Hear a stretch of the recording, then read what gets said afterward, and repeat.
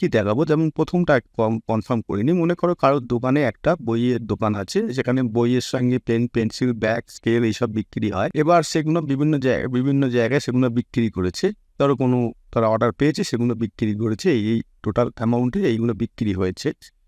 এইবার কিছুর পেমেন্ট এসছে, কিছুর পেমেন্ট আসেনি। তো সে যখন একটা তার নিজস্ব ডাটা শিট মেনটেন করছে যে আমি কার কাছে কত বিল গেছে, কত পেমেন্ট পেয়েছি, কত পাইনি, সেখানে মনে করো লাস্ট কলমটায় এমন একটা ফর্মুলা করে রাখলো যে যেখানে আমি পেমেন্ট পেয়েছি সেখানেই আমি এই লাস্ট কলমটা এখানে এন্ট্রি করতে পারবো, আর বাকিগুলো এন্ট্রি করতে পারবো না।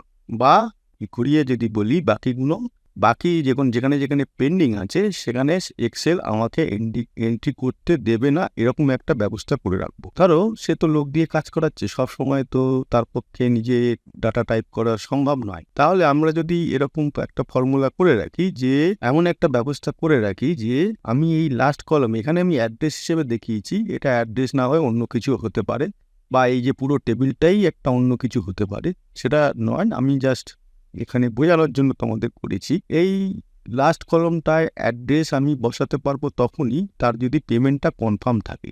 মানে